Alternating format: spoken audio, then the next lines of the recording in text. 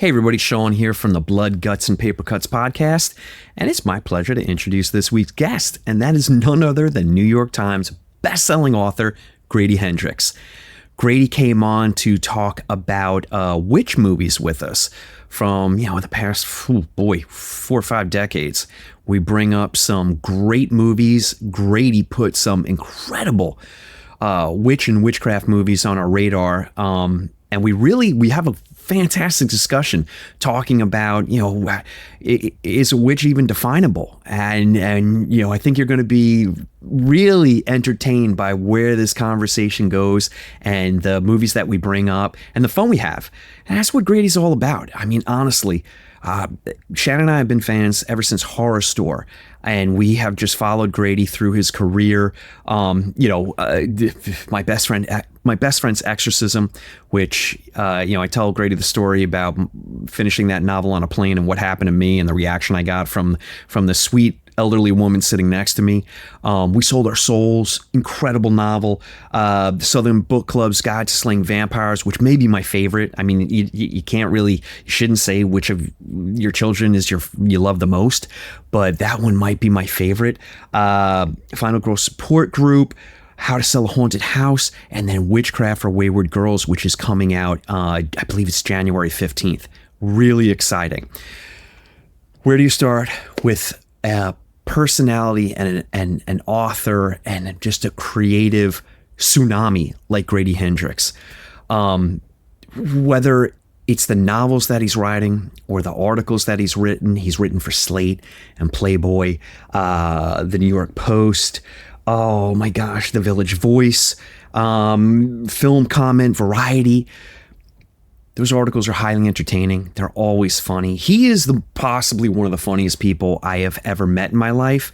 And I can't wait to read everything that he's ever written because the personality just leaps off the page. It's just always so damn funny. I highly recommend you go to the show notes right down here and you check out the link to Grady's website and go immediately to the About section. You're going to be rolling on the floor because he just can't help himself. He's so funny. It comes naturally. But he's so insightful and he's so knowledgeable about every single subject that he tackles, whether it's Hong Kong action cinema, for which he wrote a book called These Fists Break Bricks, or the incredible paperback horror novels, from the past decades in Paperbacks from Hell, which, by the way, won a Stoker Award. So, everything that he tackles is just so thoroughly researched and so fun to read. And it scratches that itch for whatever you're looking for. Read Grady, you're done. He also has an incredible podcast. Thanks a lot, Grady. There's not enough competition out there. You got to get in the game. That's called Super Scary Haunted Homeschool.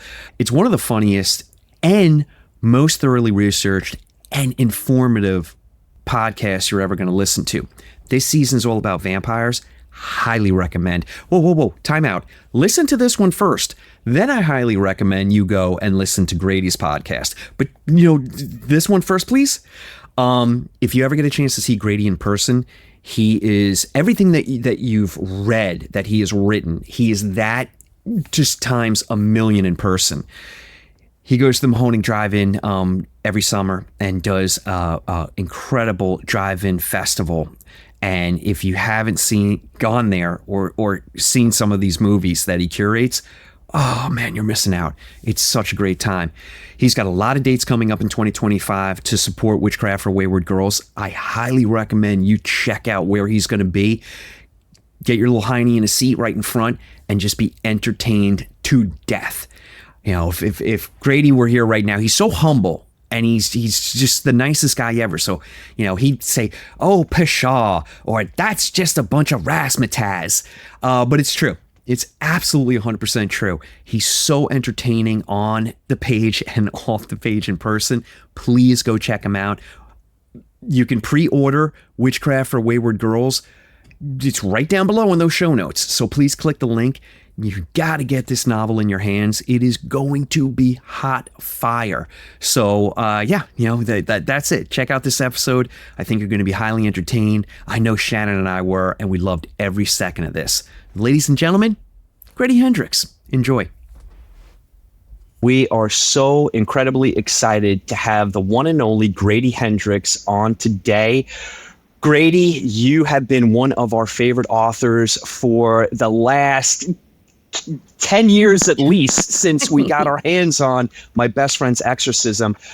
Quick story, embarrassing for me, but I need to tell you about it. No, do it. Because I've got you here. I'm on a flight to California, and I'm finishing up the last few chapters of the book, and I've got this lovely older woman next to me. And Sinners, for you, and those of you who haven't read the book, is very emotional at the end. I don't want to give away spoilers, but it lands, and I just was in my feelings, and I started to cry. And I'm weeping. And the woman next to me, who is, like I said, such a sweet, nice old woman, she goes, "Oh, this, it seems like you're really, you're having a moment with that book. What is it?" And I hold the cover up, and it was the VHS cover. Oh.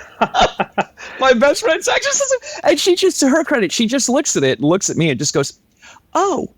And then and that was the end of that conversation. That was the end of that. And I mean, when they finally got people off the plane, she damn near ran over the seat to get away from me. But that, well, I have to tell you, I have a similar story where I was that woman. I fell asleep. I had a window seat on a flight, and there was this sort of middle-aged church lady next to me. She was wearing a hat, very well dressed, and I fell asleep. And I woke up halfway through the flight, and she's reading her book, and she is weeping, like tears are just running silently down her face.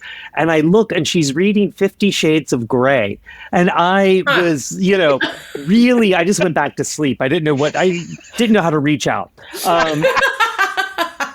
But I'm glad I made you cry. I enjoy that. I'm like a bad boyfriend. I really, really like making people cry. I would give it all away right now. It wasn't the last time you made me cry, sir. So there you go.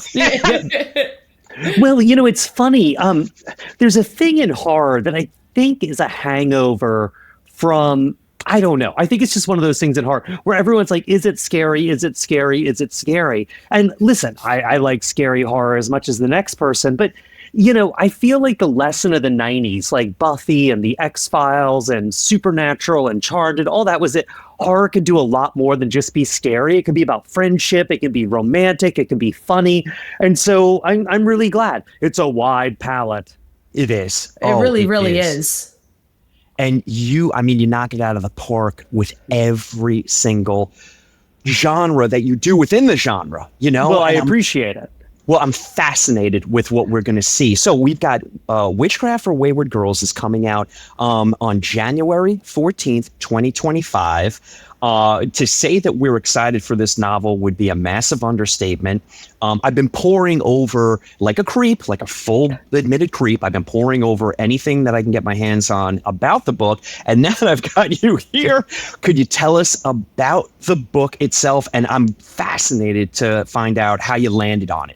Mm-hmm. Yeah, so I wanted to write a book set in a home for unwed mothers for a long time. Like there's some books that kind of like Southern Book Club's Guide to Slaying Vampires. That was one I really wanted to write for a long time. And it just was a matter of things sliding into place. It's kind of like a slot machine. It's like all the things have to be there to make it work. But you just have these ideas in the back of your head. And this was one of them. And I didn't know how it would be a horror novel, though. I've got two relatives who are both passed away now. But when I was in probably late high school, early college, we found out that, both of them had been sent away, as people said, when they were teenagers, to have babies. And it really blew my mind. One of them reunited with her son, which was really huge for her. And it was really kind of an amazing thing to watch, to just see how meaningful it was for both of them. But even that's a little underselling it. I mean, they really came alive in a way that was very different for how I knew them. And then my other relatives who had been sent away, she never saw her daughter again. And there was a point where she was having a conversation with my mom and was talking about how she didn't want to reach out to her daughter because she knew her daughter hated her. And my mom said, well, why do you think that? And she said, because she's never tried to get in touch with me. And I don't want to invade her life, but I let the home know that if she ever reached out to want to get in touch with me, to give her my address and my phone number. And this relative had not moved in many decades. And my mom said, well, maybe she's dead. Maybe it's not that she hates you. Maybe she's died. And that really stuck with me, that you could have a child and have them be out in the world and not even know if they're alive or dead. And one thing I've learned doing the research for this book is very well her daughter may have tried to get in touch with her, and the home simply either lied and said they didn't have her information or refused to reunite them, or the home had gone out of business and its records had been lost. I mean, that's pretty common. There was a home in Kansas City that was around for about 60-something years, and when they closed down in the 70s, they just burnt all their records. Oh my God, that's awful. Yeah, and it was, hundreds, if not thousands of people had gone through there, and they would never, no one would ever meet, And now the reason they did it ostensibly is they wanted to respect the privacy of the mothers and the kids. And I get that. Privacy is really important in these things, but dude, there's got to be a better way. So anyway, right? It's called archiving. Yeah, exactly. Like archiving and sealing. That's it. That's okay. Yeah, I know. I guess, or you could just pile everything up in the backyard and put lighter fluid on it. One or the other. But so I knew that there was a story here, right? Like, what is a more intense environment than a house that's hidden, where there's, between 20 to 30 pregnant teenagers who have been told that they're the worst people in the world, and they're all going to have a baby. And especially since the homes after Roe versus Wade, they really, after 73, they were very different from what they were before, even though they do still exist.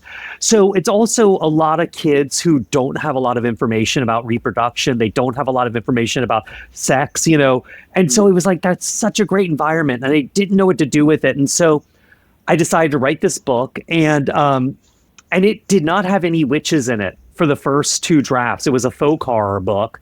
And it was a really different book, same characters, but a really different book.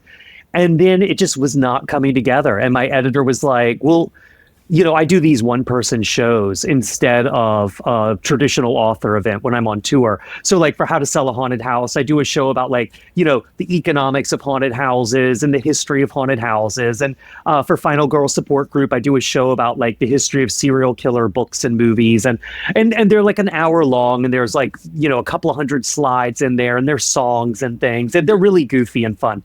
And so my editor was like, well, what is the show going to be about for this book? And I was like, well, witches. And she's like, well, why aren't they airing any in the book? And I was like, that's a good point. You got me. You're like, all good questions. Yeah, exactly. And so then I dove into witches. And, I am a middle-aged man with no children. So writing about pregnant teenagers didn't come naturally. And I had a lot of people who helped me out, a lot of people on the medical side, but also a lot of moms who both are the parents of teenagers and who were really generous in sharing their birth stories with me. I signed up for some online classes about labor and delivery. I've got my Williams Obstetrics manual from 1960. I mean, I'm looking at my shelf of reference books here, and it's more than I usually have for a book. So I had all that stuff. I had all the unwed mother stuff because there's not a lot of research out there. There's really only 4 books that have been written about the histories of the homes, but there were a ton of books from the 1950s through the late 60s that are guides for ministers and social workers on how to deal with unwed mothers.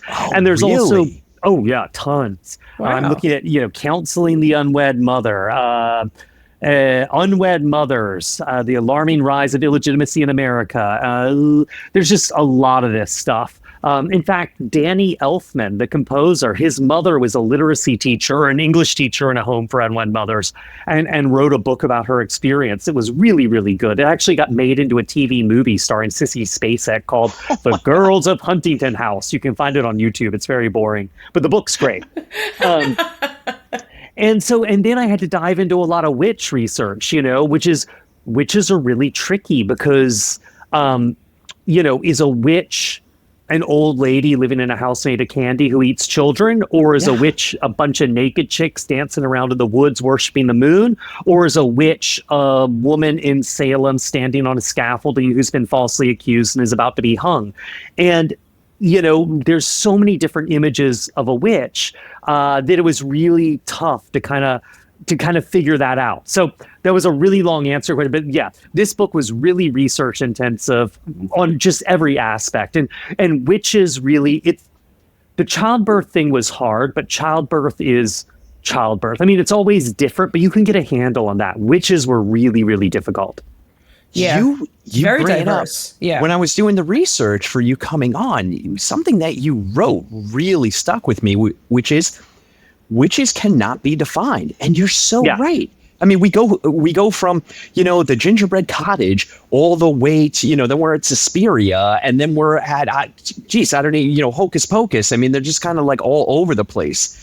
And, there's different aspects of sexuality. There's different aspects of age. Is it the old crone, or is it, do we have Sandra Bullock and, Nicole Kidman from Practical Magic? I mean, there's so many different elements. So how do you construct the witch that you're going to have in your novel? But before you answer that, though, I am fascinated about one thing. How far into the novel were you when you realized it wasn't folk horror? It was going to be more of a witch novel, and how much revision do you need to do at that point? Oh, I had written 2 full drafts by that point. Oh my God. I'd written a full draft of the book. I mean, 10,000 words. Oh, and oh my God. I had gone with my editor and done a deep revision on that, like a full rewrite. And then it just wasn't working. So I think ultimately, and actually I can look right now and tell you, I think I'm looking at my drafts document. So let's see. I've got, oh God. Okay. Yeah. So I was, okay. So I've got 1, 2, and then 3, 4, 5, 6, I would say 7, 8. I've got 8 full drafts of this book that were, and there's some smaller drafts in between there that were smaller rewrites, but 8 full drafts that were like really different, pop the hood, let's get in the engine, let's replace some stuff. Oh my God. Yeah, it's not a great way to work. Yeah. But I will say the final product, though, is always stellar. I mean, just I absolutely appreciate stellar. I appreciate it. It's taken me longer now to write. I don't know. I feel like I'm getting worse at my job. I'm sure that's not true. I'm sure that's not true. You put a lot of thought into it. I try. I'm sure it kind of sounds like you have this fantastic idea, but it's kind of like almost like a ball of yarn or whatever, maybe something that like you just have to like unravel it. And that's kind of what it sounds like you're going through, which I mean, it's a process in itself. But the end result is very, very satisfying. So thank you. Thank you for unraveling all that shit for us for our entertainment.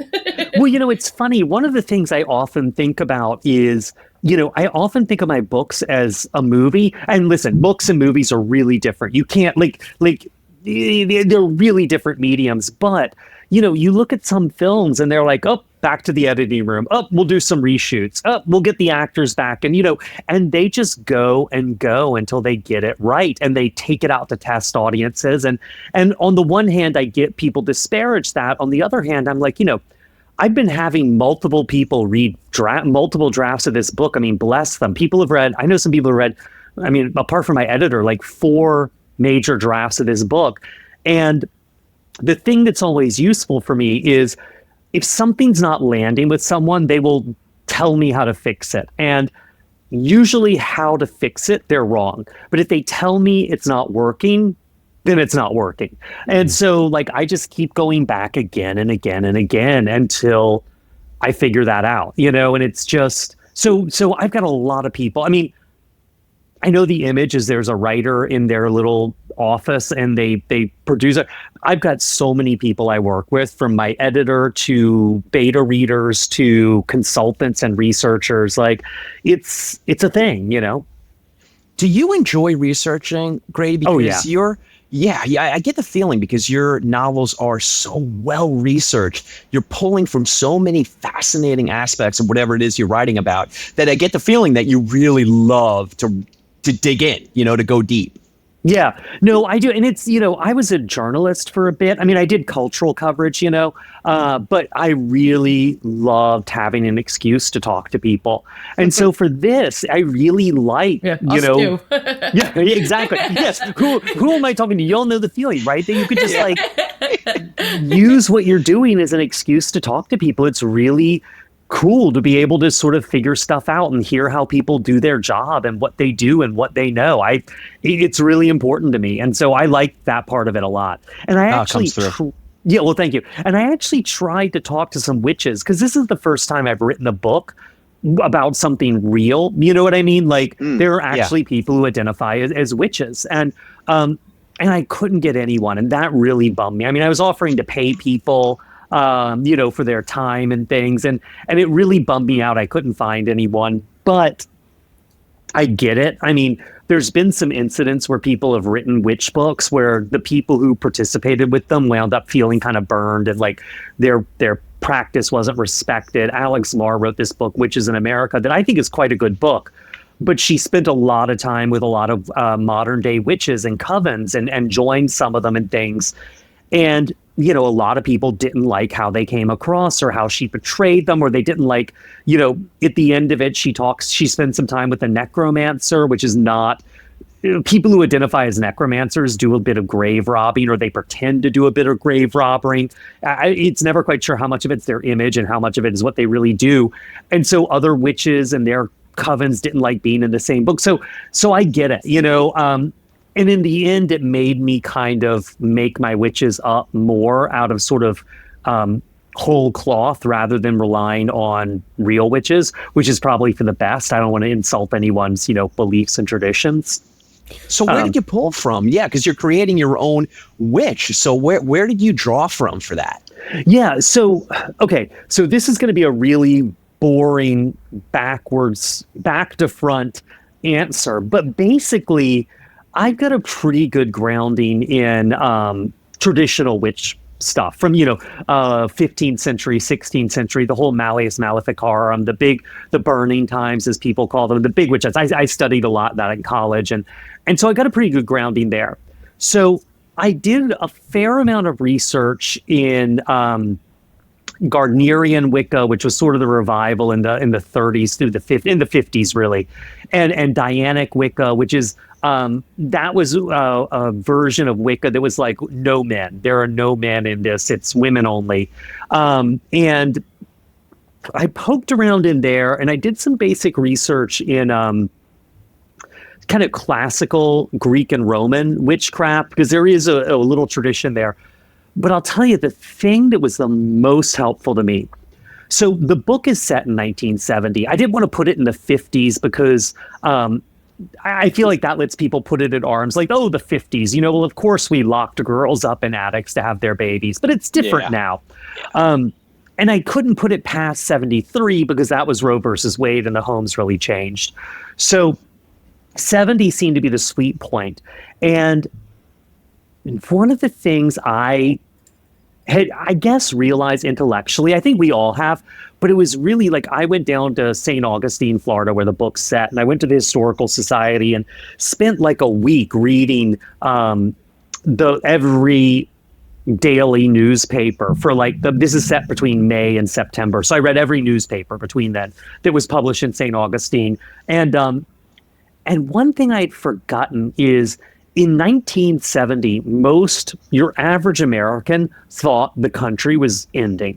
Like they were looking at, you know, weather underground bomb attacks. They were looking at protests. They were looking at student protests on campuses. They were looking at the Kent State shootings. Like they were looking at armored car robberies by radical left-wing groups. They were looking at the Black Panthers. And there was this feeling that the entire country is falling apart. There is no more center.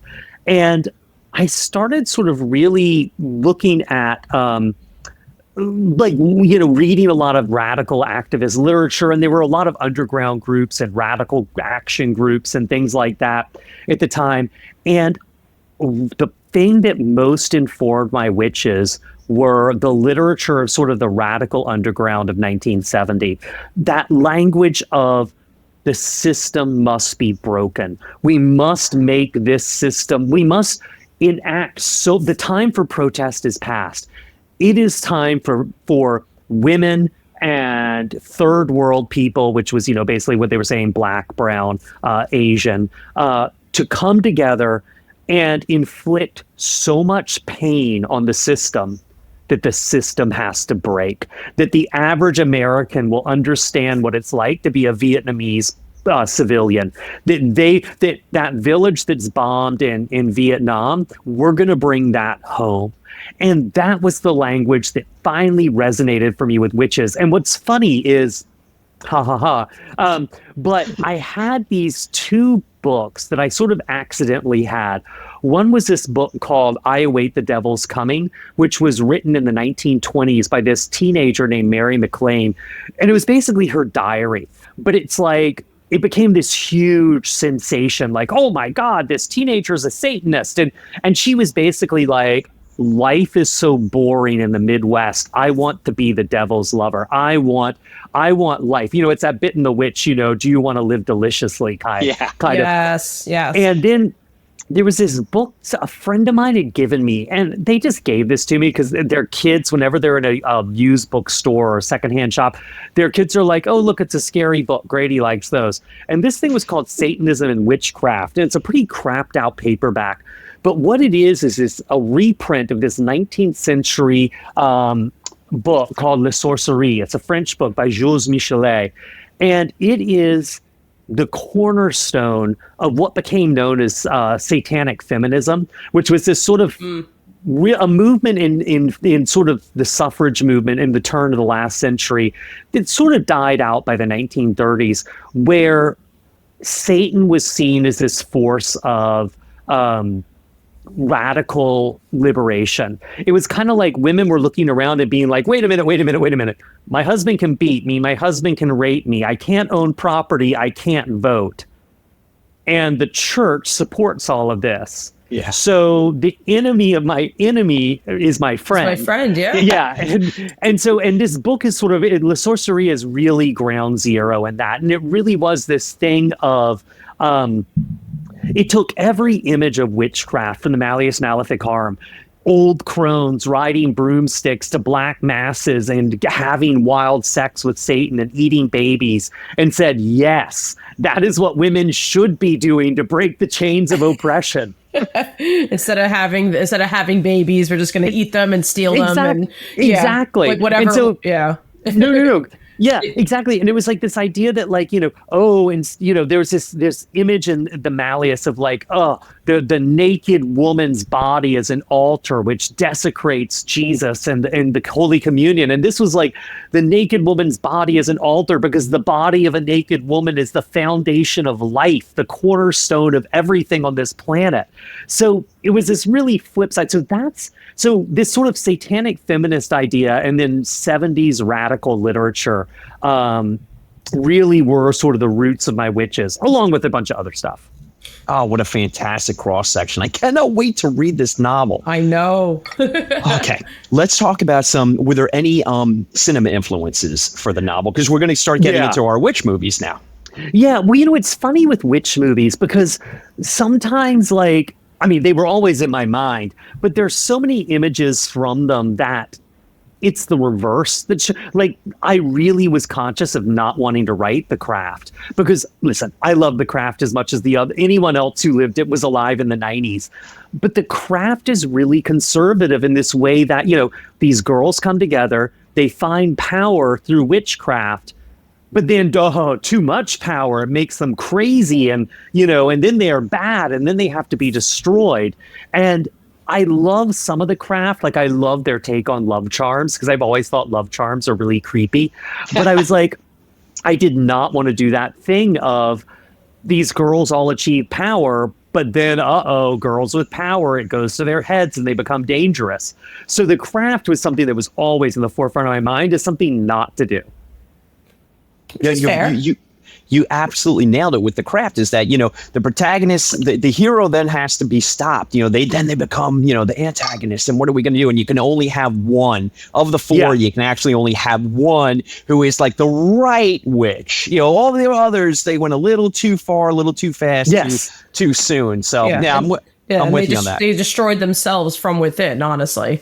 Yes, exactly. Yeah. Well, yeah, that's the thing, right? It's like, they want power. It's that typical, and this is something that really in the 70s, I mean, it really is interesting reading back on the 70s, how terrified older people were of kids and how much kids hated older people. I mean, it's wild to read stuff from then, but that's something very much in the craft of, these teenagers want power and then they get it. And the first thing they do is they take their brand new license and get in their car and run over children, you know?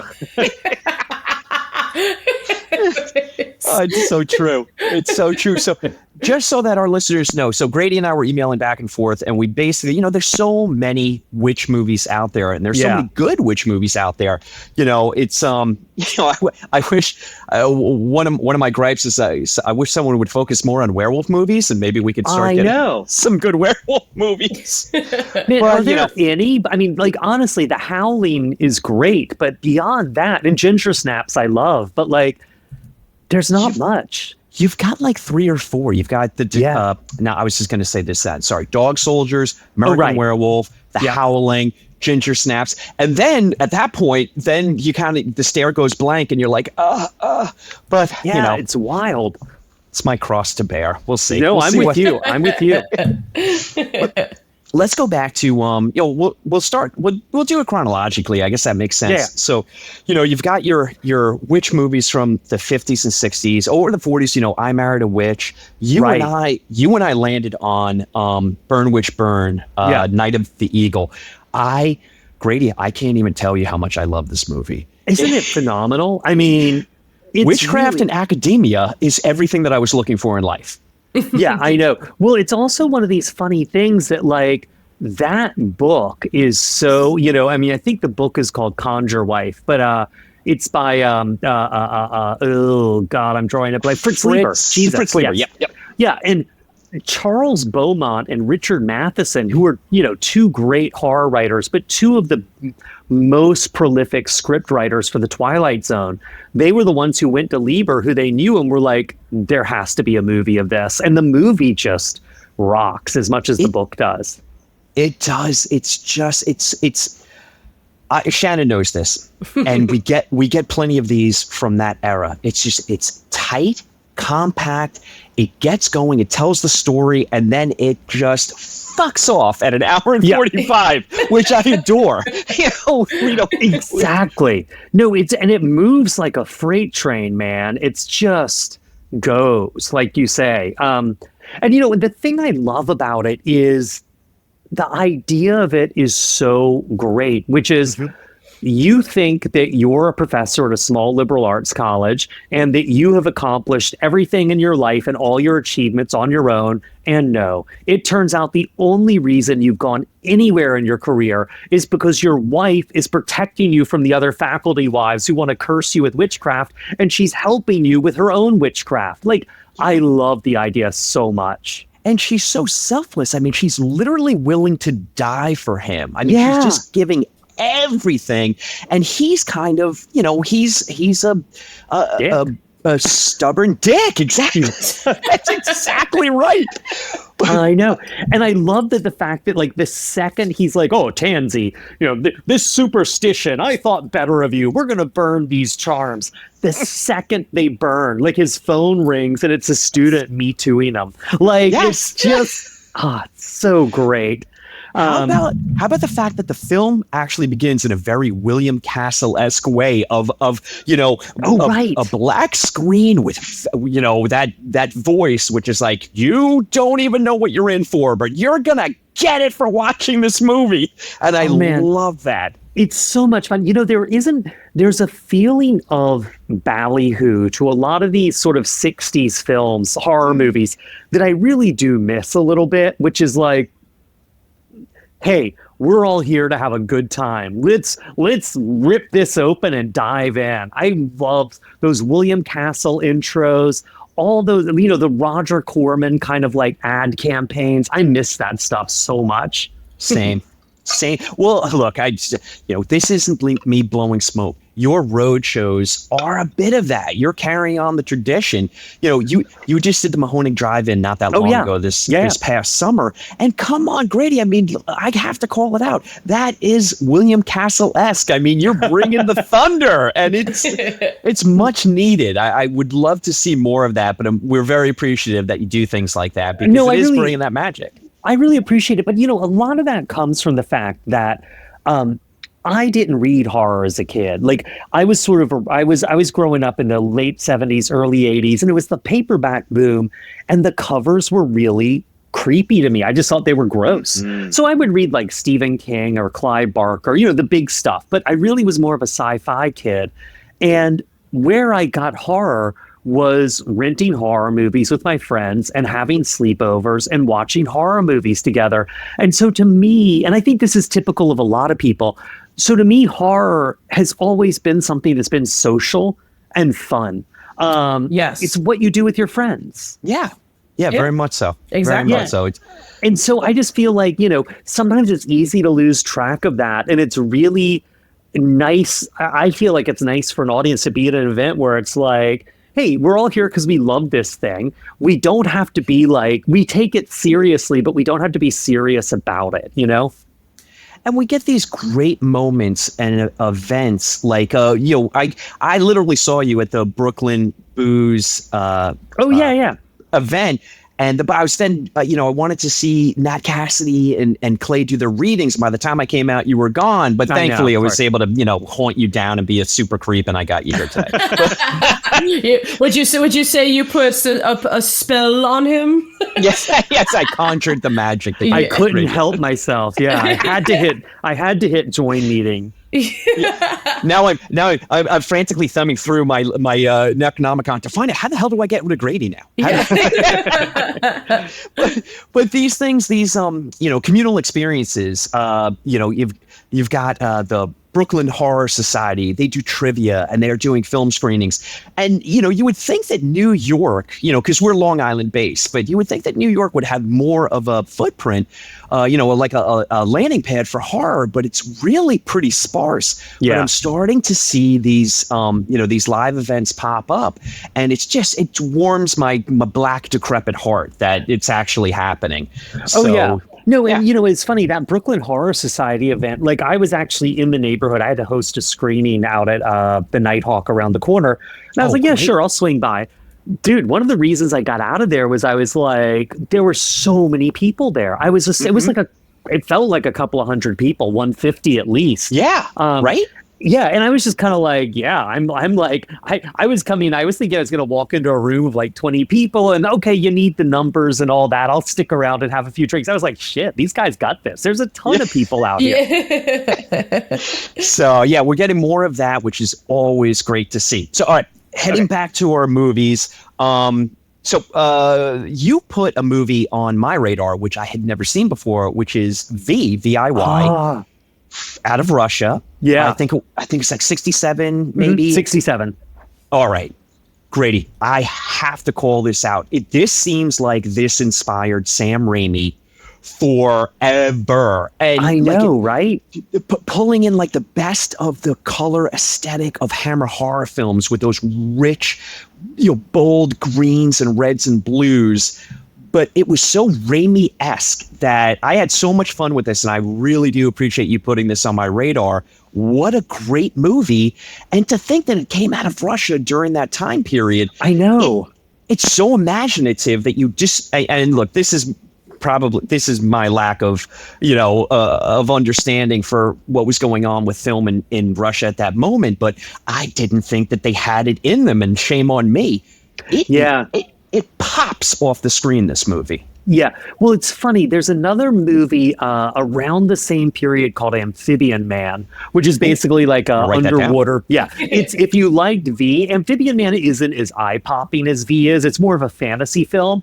But I watched that and V because years and years and years ago, there was a Mobius home video forum, which was this early message board on the internet in the 90s, and people would pop up. It was a place to talk about these movies, and there was a Soviet company that put out English subtitled DVDs of some Soviet films. Amphibian Man was one and V was another, and I wound up in I was the middle of nowhere, Queens, at a Russian-speaking bookstore buying my copies of these because of a recommendation on Mobius. And holy cow, because like you said, you're like, this came out of the Soviet Union in the 60s? Are you kidding me? Right? They're beautiful. They're eye-popping. It just defies logic, but I'm just showing my, lack of understanding. No, me too. It was probably a pretty crazy time for film in the Soviet Union, but, who knows how much never made it to the screen. I don't know. But exactly. And the thing I like about V, and one of the reasons it was sort of a touchstone for me, is that, and for people who don't know, the story is essentially a wandering monk is looking for food, is kind of begging for food and shelter as he travels. I think he's on a pilgrimage, and the villagers are like, there's a woman who's died. I think they say she's a witch. You need to sit and pray over her body in the coffin in the church for 3 nights. And each night things get wackier. Is that about it? I haven't watched it in a few years. No, you're right. And then each night escalates in the insanity until the very final night. You just have, it's basically, it felt almost Disney-esque as well. With the sets and the lighting and the colors. It's very Haunted Mansion. It's very Bedknobs and Broomsticks. Oh, very. It works incredibly well, and it's so insanely entertaining. Absolutely. Let's get more eyes on that. I know. And the thing that for me really landed with V is the witch.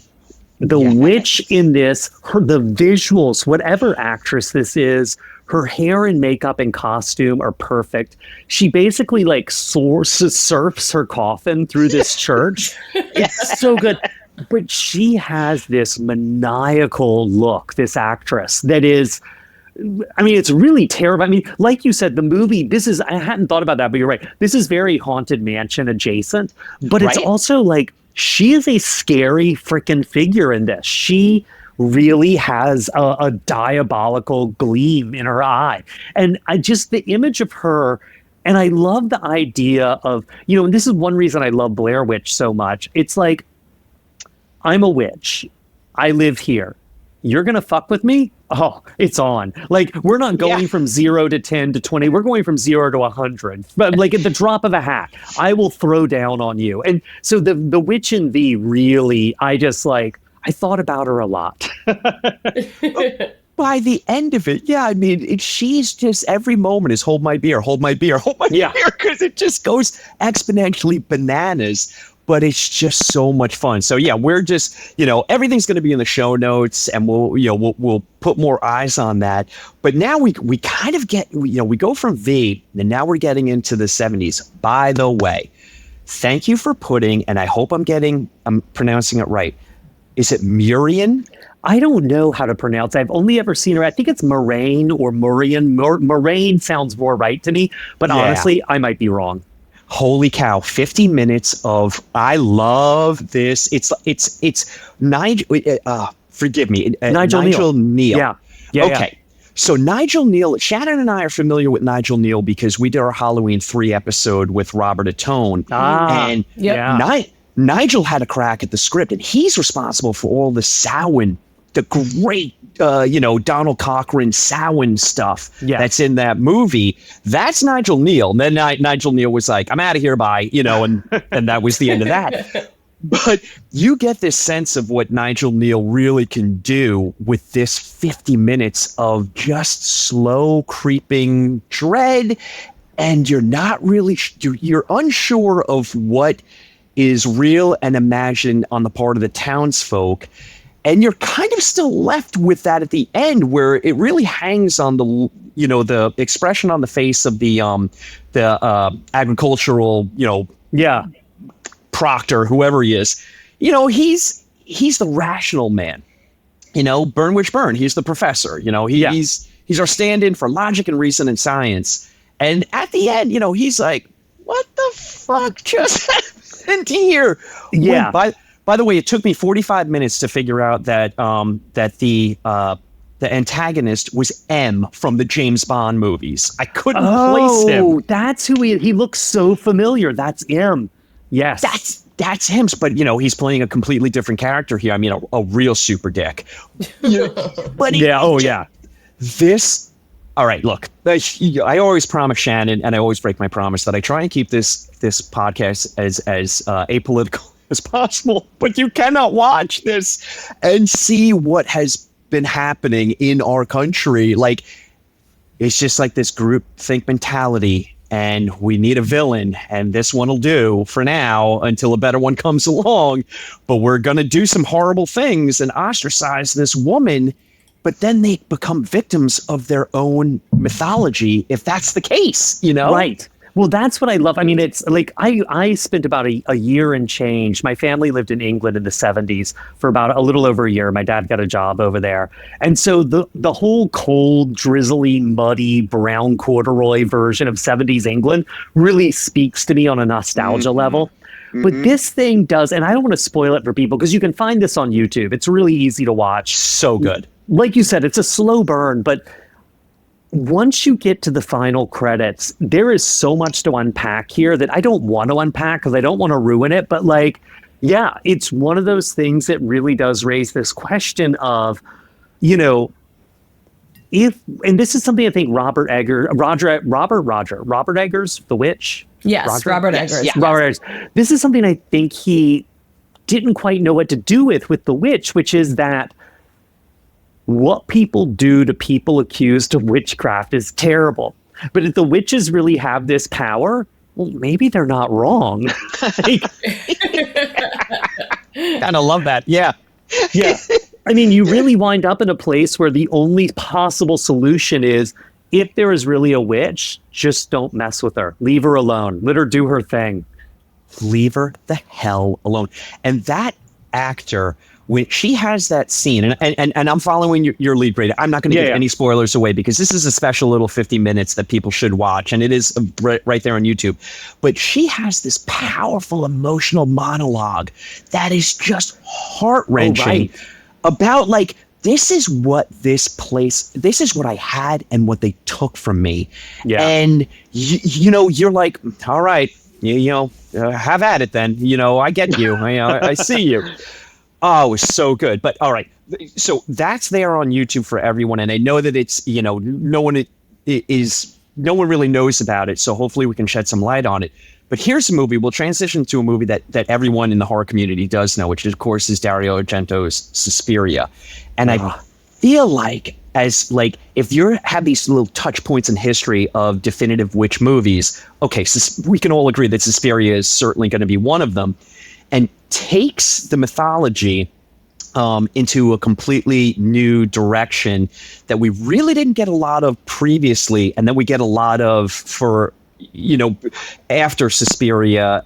We did definitely get a lot of malevolent witches that are just, I mean, their plan, it's almost like Bond villains. It's like world domination. Like we are going to just make you, the currency is suffering, and I am here for it all day.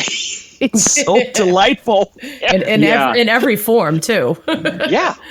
Well, it always, I know that there's a third in the trilogy, but it always makes me very sad that Argento, at the height of his powers, didn't get to finish the Three Mothers trilogy. Agreed.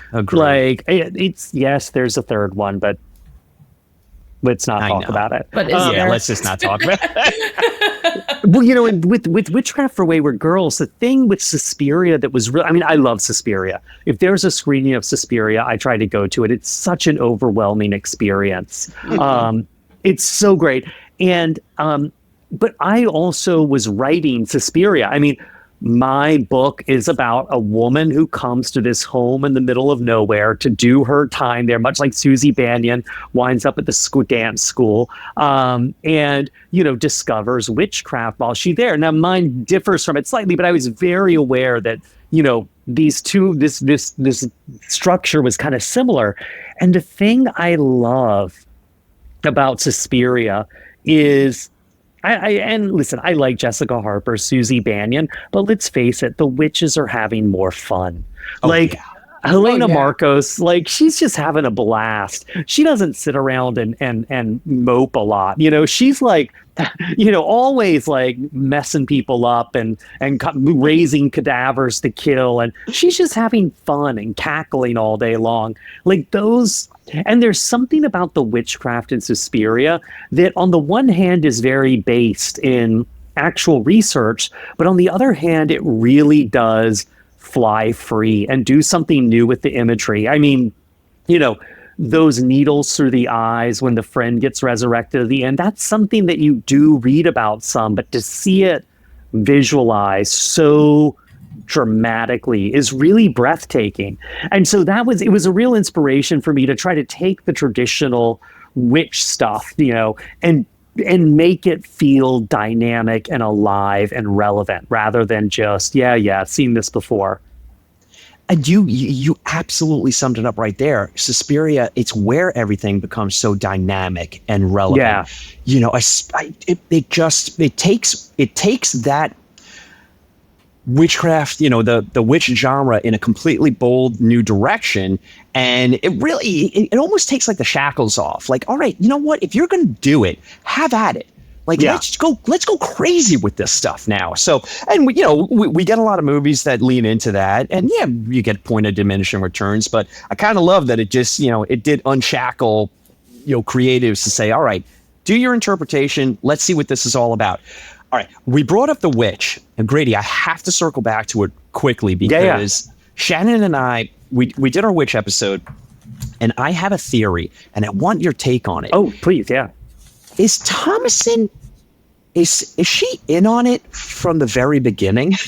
Yeah, it's interesting, right? So The Witch is a funny movie because I remember I saw it with two friends of mine, and I really liked that. Like, but we walked out, and the first thing, I can't remember which one of us said it, was like, this is the only witch movie I've ever seen that if they just murdered everyone who was accused of being a witch, there wouldn't be a problem. Like, you know?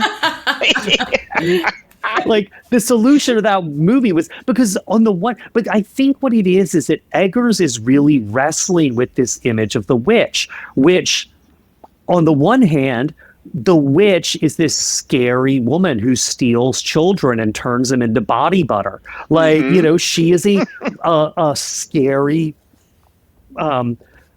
really gross kind of figure to be feared.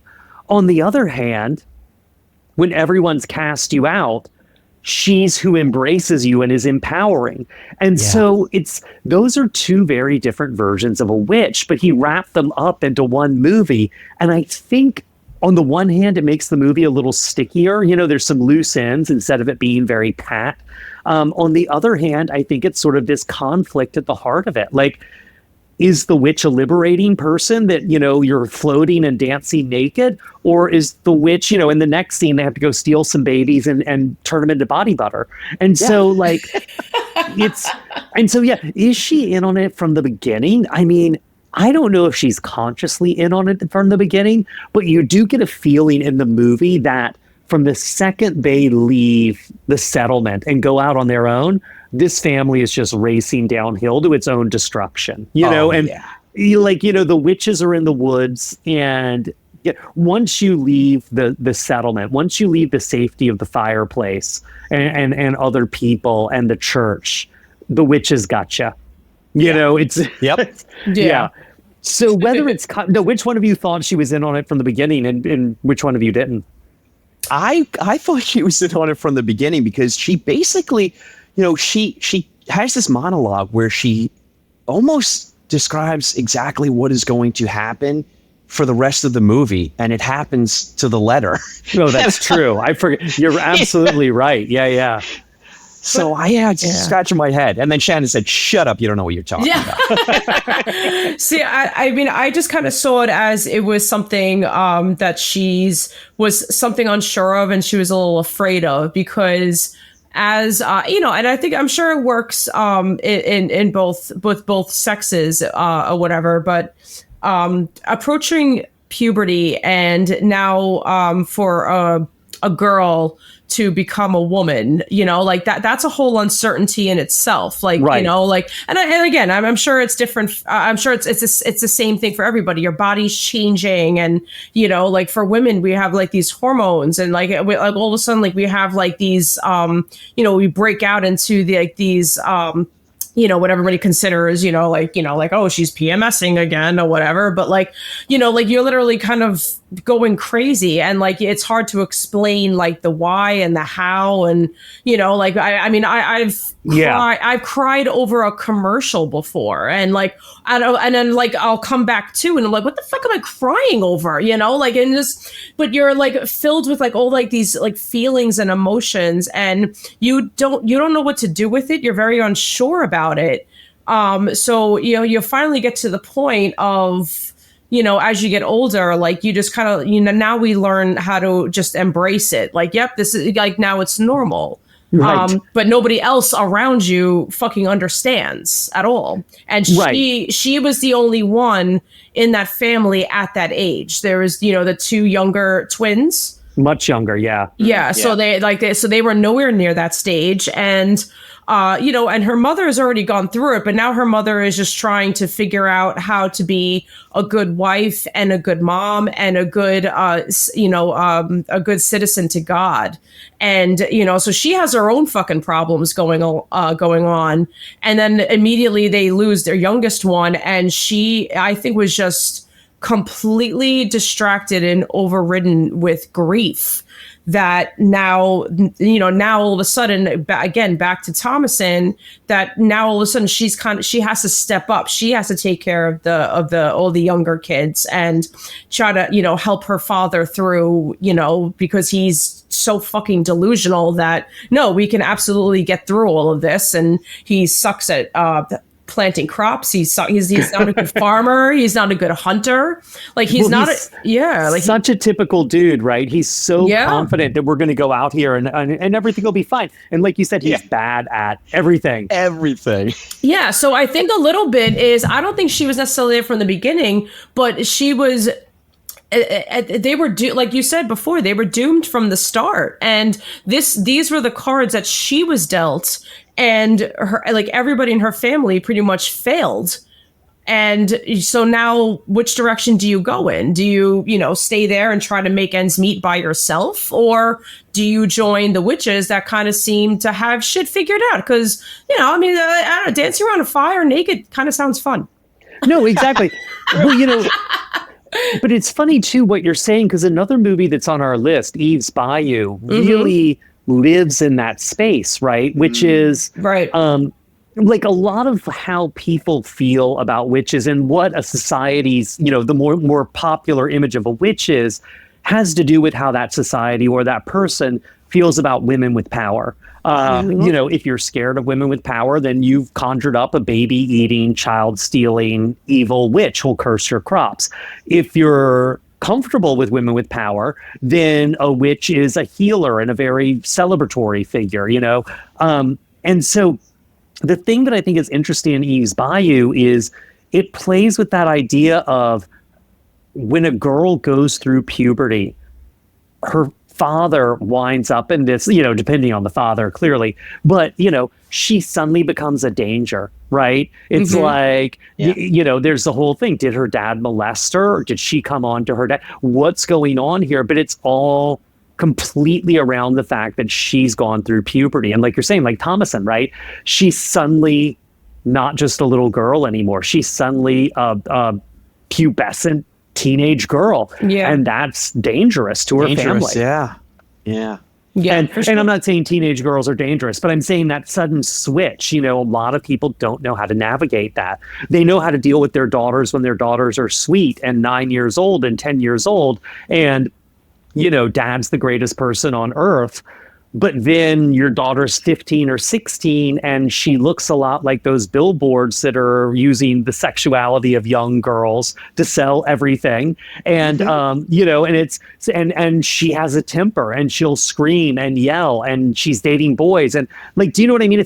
Like you said, it's that switch of suddenly, a witch isn't one thing or another. A woman isn't one thing or another. And boys too. Boys go through puberty, but it doesn't have the same kind of sexualized impact that a girl does. No, especially during that age, because you literally have and it could be the same exact person, like looking at you like, okay, you're older and you should know better.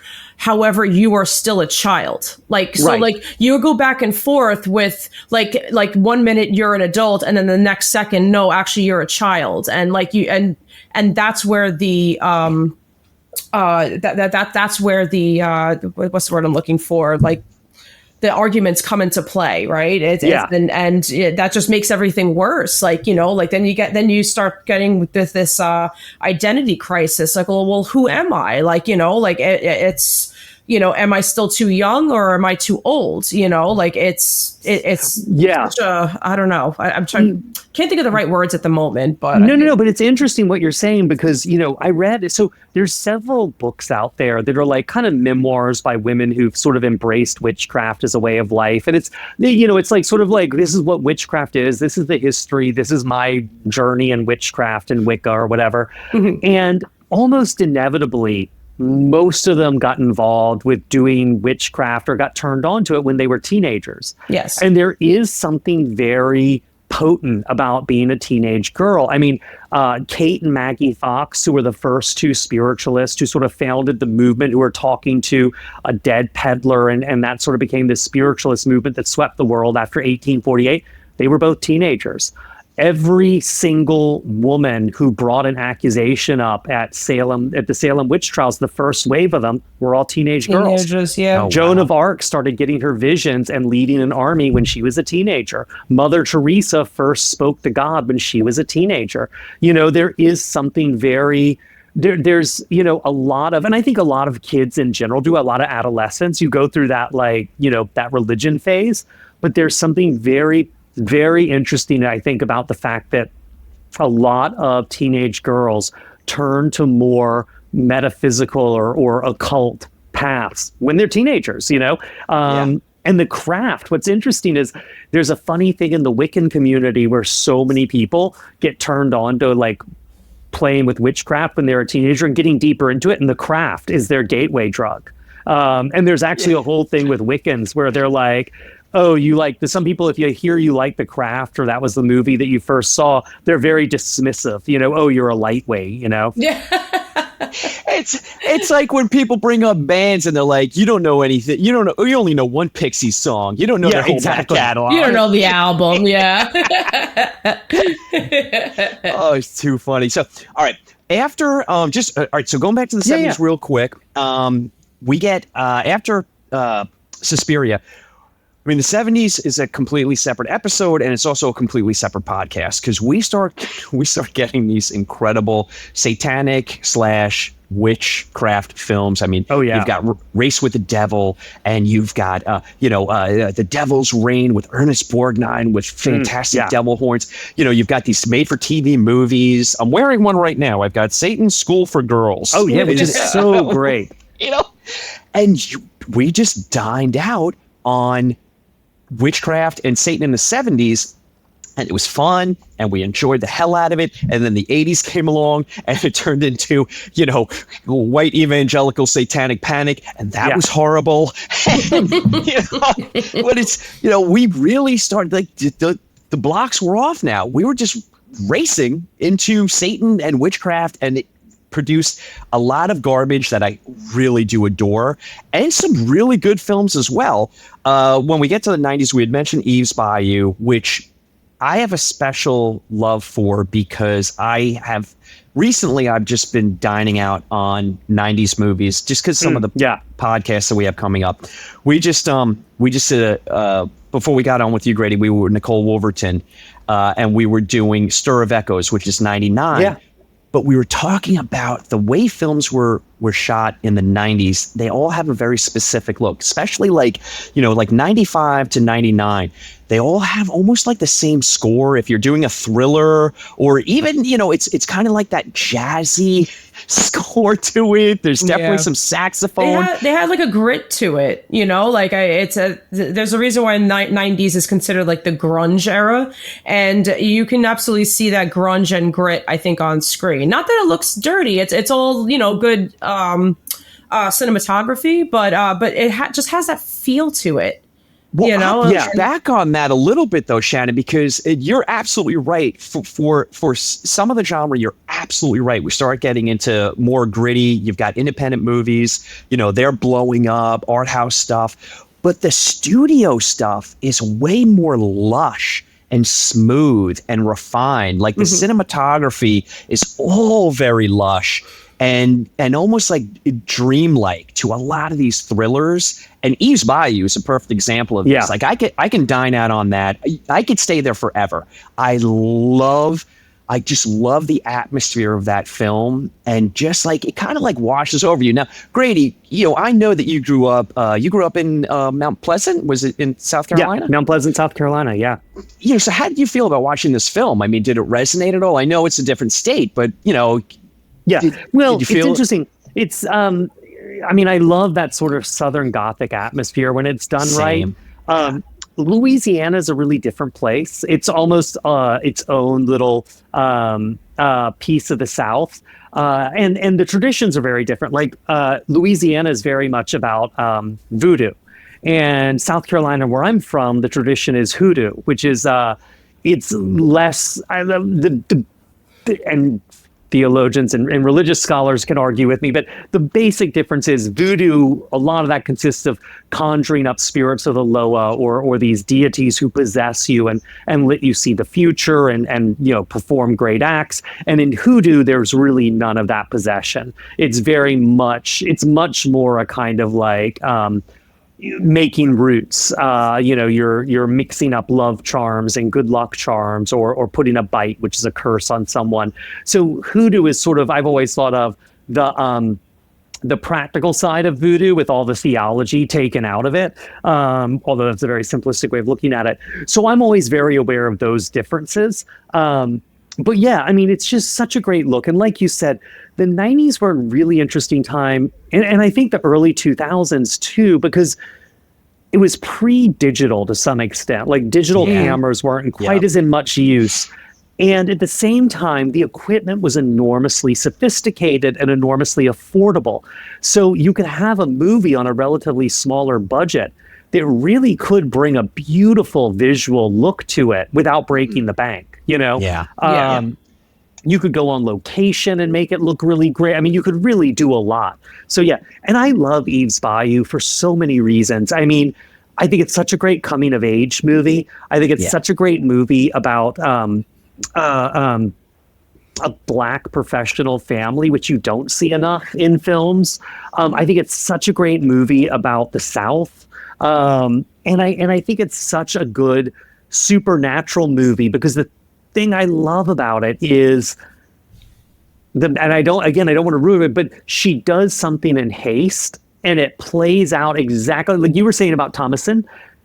She's told exactly what's going to happen. Yeah. And it happens. And it's like, and that's one of the things I love about witches and the supernatural in movies is oftentimes you will be told what's going to happen and then it happens. It's very straightforward and you can run around, you can cry, you can protest, you can ask for forgiveness, you can ask for do-overs and take-backs. It's going to happen. And there's a beautiful thing written by this online writer. And she says, she writes from the point of view of a witch.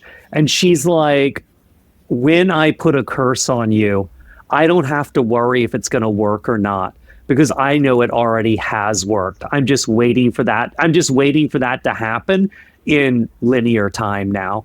And it's such a beautiful thing. Like her whole thesis is like witches exist outside of time. So it's like, I curse you and I know how you're going to die, and it's all ordained and I've seen it happen. And now I just need to sit back and wait with everyone else where what I know is going to happen plays out in linear time. And it's such a great, like, creepy thing for a witch. It is. It really is. But yeah, Eve's Bayou. So, and it's funny, there was a lot of black film in the 90s. I mean, whether it's Eve's Bayou or Daughters of the Dust or Devil in a Blue Dress or To Sleep with Anger. I mean, all these 90s black films that really kind of got forgotten. And when you and I had known about Eve's Bayou when it came out. I mean, I was old enough. I don't think I saw it. And I caught it on video years later, and I just was stunned at how great it was. Yeah, it's beautiful, beautiful film. Yeah. Yeah, it needs more. That another film that needs more eyes on it for sure. That's a really well-made film. Yeah. So it's streaming on Amazon right now, Sinners. So it's waiting for you. Yeah, it's right there for you. Go check it out. So at this moment, we kind of transition into which films. The witch was in the background was more of this is what needs to be dealt with, or this is what's controlling the narrative. But our protagonist is the main focus. But now witches actually come to the forefront, and there are films specifically about, okay, we're practicing witches. You get your, a movie like Practical Magic, where not only are they're practicing witches, but there's a family dynamic. It's generational. It's loving, supportive. Like, it's casting a completely new light on it. That certainly there were elements of that in previous films, but now it's really, this is where we're heading with it. We're making our witches, front and center, and we're, we are woman, hear us roar. This is what it's all about. And there's some really, maybe not great films, but there's some really good films that have fun with that narrative going forward. This carries on. Now we're kind of at a place in time where you have the freedom to choose your own adventure. You can have the witch being the old crone. Grady, I sent you a movie, and damn it, I can't even remember. You Are Not Alone. Oh yeah, You're Not Alone, which I haven't seen, which I'm dying to watch. I just haven't gotten around to it yet. I think you're gonna like it. I really do think you're gonna like it, especially after Witchcraft for Wayward Girls. I think it'll definitely resonate with you. But it's kind of like I don't want to spoil anything, but you're following this witch, and you're really getting a bare bones account of what a witch's existence is really like. All of the glamour is stripped away, and you really feel for this character, like what their day to day is like, and the loneliness of it all. So yeah. I'm curious to see what you have to say about it after you watch it. Feel free to reach back out, not to be a super creep, but feel free to reach. No, totally. But you do have, you've got, we talked about the witch. You do have elements of all sorts of takes on it, sexy, free spirits, doing what they please, and, watch out because world, here I come. Or, very traditional, I'm the villain, or, I'm at least like the nefarious cause of what your suffering is. So I'm curious to see where this is going to go in the future. I kind of love the fact that anyone can just choose whatever they want at this time. They don't really have to stick with one definitive subgenre in witch movies. So. Yeah, it's so much fun how diverse it is. Yeah. Even looking at our list too. Like, I even had like the 1990 The Witches on here, which is the Roald Dahl book, which that was like my favorite book as a kid. And learning that it was going to become a movie, my mom knew, she's like, well, I'm going to have to take you to see it because, but that was that was like just simple, going back to, the witches are villains. They're trying to eat, and then they didn't want to eat the kids. They just wanted to get rid of them because they smelled bad. They went back to they were definitely I was freaked out, watching that movie, but I loved it as a kid. Oh yeah, I mean, I think Yeah. that's a primal trauma. I think for a lot of kids who were that generation, you know. Yeah, but it went back to like from what I remember growing up, like hearing about them in the first place. That this is more of like a folk tale, Right. with or like something as simple as Hansel and Gretel, like going right back to something along those lines for children, and that's a lot of fun too. Yeah. Grady, can I ask you a quick question? Yeah. So we had Ariel Powershab on not that long ago. We did the Blair Witch. It's her favorite movie, and she was dynamite, and we really went deep on it. But we realized, because now that we're kind of part of the horror community, especially the horror film community, we bring up the Blair Witch, and now it's kind of like this 50-50 of abject love for it, or too cool for school for it. Like, Right. I don't know about that. And it kind of put Shannon and I on our heels because we just thought that this was a beloved film, and we're finding out that's not really the case. But we love it. I mean, if you were part of the experience in '99 of seeing the Blair Witch, and I really, was, yeah. Yeah. same. Shannon and I, same thing. We really got sucked into the entire cultural experience of it. It fucked you up. I mean, Oh, absolutely. hate to put it in those terms, but it really did. I mean, it just was it left a mark seeing that film and scared the pajama pants off you, Blew Yeah. everyone's minds. Yeah, for sure. But I think, I think there's two things. One is, I think the pushback comes from, in part, if you were younger, right? If you weren't around when it came out, or in the splatter zone when it came out, it's easy to look back on it now and be like, well, this is slow. Like, what's the big deal? Because it is a movie that has a slow burn. I mean, the beginning of it sort of making fun of documentaries. I love it. But like, Same.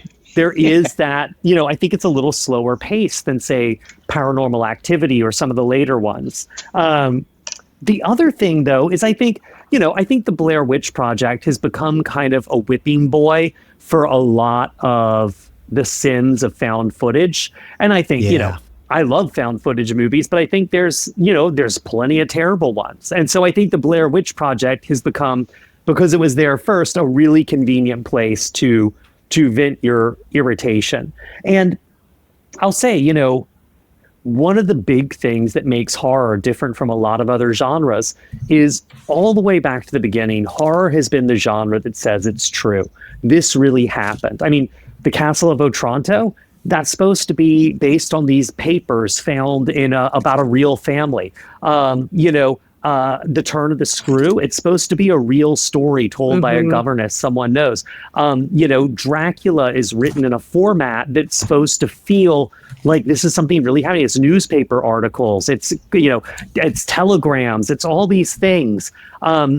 Horror in the Blair Witch Project, there's no such thing as a found footage rom-com. Like, horror is the genre that said this happened. Even when you're telling a ghost story to someone, it gets so much more effective when you say, oh my God, this happened to my friend, or a friend of mine's friend. That's horror. And so the found footage part of it, when people have a hard time with that, that's just part of the DNA. Sometimes you like it, sometimes you don't. Sometimes it's good, sometimes it's bad. But pretending to be real is part of what horror does. Yeah, I agree. I agree All right. with that. So, Grady, you found out in real time that I'm a dirty liar because I promised to have you out of here in an hour. And I'm no a worries. This I love is, talking about this stuff, so I can go on. We love talking to you about it as well. So this is the part of our podcast where we wrap it up, but we hand the keys of the podcast over to you, and we want you to promote anything and everything that you would like our listeners to hear. So please have at it. Yeah. No, I've got Witchcraft for Wayward Girls coming out in January. If you want, and I'm doing a big book tour where I'm doing my shows. If you want any information about that stuff, it's just gradyhendrix.com. It's my website. Everything's there. But then the other thing I started doing this a few years ago. I started a podcast called Super Scary Haunted Homeschool. It's the best. Oh, thanks. I am very slow because I don't know if you guys know this, but podcasts are hard. No idea what you're talking about. Yeah, but I've also gotten a little out of control with it. So starting around I think it's up to episode 9 now, and starting around the 5th episode, I started working with a producer on it and a sound engineer. And so now we have like original music, we've got actors in, we've got like sound effects. It's bonkers. So the first season is a history of vampires, start to finish. The last episode is all about Twilight, and it has been recorded. We're just editing it now. It'll be out before the end of the year. And then in January, the next episode's going to drop for the next season, which is haunted houses. So we're going, it's happening. It just takes me a long time to do these episodes. So I think there's something like 8 actors doing different parts in this new episode. So we put a lot into it, and we don't do advertising or anything. It's just for fun. And, it's something I can do. I can afford to do this as my hobby, and I really love doing it. I love this format so much. So it's so good. It's so funny, so informative. When you did the episode about all the Hammer horror films, the Draculas, oh my God, my eyes were rolling back in my head. So yeah, cannot recommend super scary haunted homeschool enough. It's such a fantastic listen. Grady, your website, I'll have it in the show notes, and like I said, we'll promote this for basically like a week straight before it airs, and we cannot recommend everything that you do to our listeners. It's just, it's the best. Oh, thank you, man. I really appreciate it. And thanks for having me on. This is fun. Absolutely love having you on, and hope you'll come back. Anything you want to do, the door's always open for Grady Hendrix. Oh, thanks, man. Hey there. You just finished the latest episode of Blood, Guts, and Papercuts. That's fantastic. Thank you so much. We honestly do this for you, and we appreciate your time. I hope we entertained you. If we did, can we ask a huge favor? Would you be kind enough to go to iTunes, Spotify, YouTube, rate and review us? It's how we get our tiny little horror name out there and get our silly face in front of everyone and our silly little voices in everyone's ears. But we do it from a place of love, and we would really appreciate your support in doing this. You can follow us also on YouTube at Blood, Guts, and Papercuts Podcast, and on Instagram and Threads and Blue Sky. And you can find us there at Sean OC32. That's at SEAN OC32. We really appreciate your time. Like I said, I hope you were entertained. Can't wait to see you back here in a day or two. Take care.